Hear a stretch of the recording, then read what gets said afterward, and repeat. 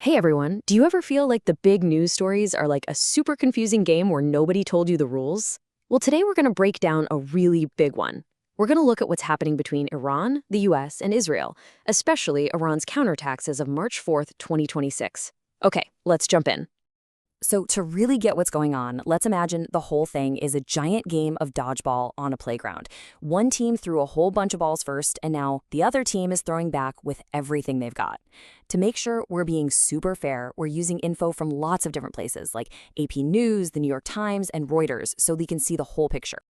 Okay, so how did this dodgeball game get so big?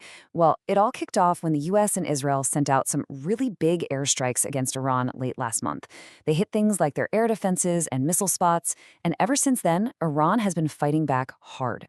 Iran has launched hundreds of these dodgeballs, drones, and missiles, and this map shows just how many places they're aiming at. We're talking US bases and embassies in places like the UAE, Saudi Arabia, Kuwait, and Qatar, plus a bunch of targets in Israel. For example, some drones hit the US consulate in Dubai and started a fire, the embassy in Riyadh got damaged, and important military bases like Udeid in Qatar and Aliyah al-Salam in Kuwait were also hit. But here's the really interesting part. It's not just about throwing the balls. Most of them are actually being stopped. It turns out the countries in the area have these really powerful defense systems. You can picture them as giant fly swatters, just knocking those dodgeballs right out of the sky before they can land. Just look at the UAE, for instance. Check out these numbers. Out of 174 missile dodgeballs thrown at them, they managed to swat away an incredible 161. And for the drones, it's even more amazing. 645 were stopped out of 689. Wow, that is a huge success. And it's not just the UAE. Kuwait said they stopped every single missile and drone they saw. That's a 100% success rate. Saudi Arabia took down 10 drones and 2 missiles. And Israel has also been able to stop most of what's been sent their way. But when some attacks do get through, or even when pieces from the ones they stop fall down, real damage happens. And that brings us to the most important part of this story, because this isn't really a game at all. Behind every single number and every statistic, there are real people. And it's so important that we remember that. In Iran, the Red Crescent, which is kind of like the Red Cross, reports that around 787 civilians died from those first US and Israeli strikes. These were just regular people, caught right in the middle of everything. On the American side, at least 6 US service members have been killed. 4 of them died in one single drone strike that hit a port in Kuwait. And in Israel, 11 people have lost their lives since this all started. The main thing to remember is, these numbers mean a whole lot of sadness for families and their friends. Because of all this, a big group called the United Nations is asking everyone involved to please protect the civilians.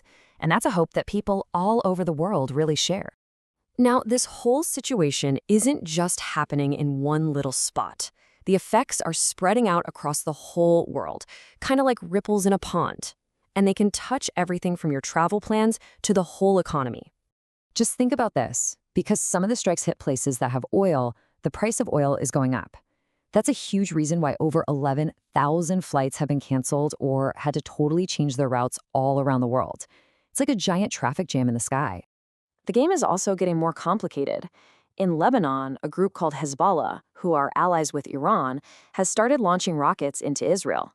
Now, Israel has started ground operations in southern Lebanon in response.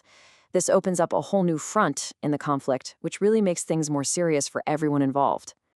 Okay, now let's talk about a super-duper important spot on the map called the Strait of Hormuz. It's a really narrow path for ships, and about 20%, that's a fifth, of all the world's daily oil supply has to pass right through it. You can totally think of it as the world's most important hallway for energy. And right now, it's like someone is threatening to block that hallway. Iran has targeted ships and has even talked about closing the strait down completely. Just the threat of that has made oil prices jump. To keep the hallway open, the US Navy is now thinking about having to escort the big oil tanker ships through. So all of this leads to the biggest question of all, one that people all over the world are asking. What's the end game? How does this stop? And, like any big disagreement, there are two really different sides to the story. Iran is saying, hey, we're just defending ourselves from an attack we didn't start. But the US and Israel say their strikes were totally needed to stop immediate threats from Iran's weapons programs. Because leaders on both sides have given slightly different reasons at different times, it's made a lot of people wonder what the long-term goal really is. Which brings us right back to that huge question. What is the exit plan? Is the goal just to stop one specific problem right now, or is it to try and change the whole region for the future? As of today, there are no official peace talks happening, which leaves that giant question just hanging in the air. And that's the picture of what's going on. It's a really serious conflict with huge consequences for the people who live there, for the entire region, and, well, for the rest of the world too.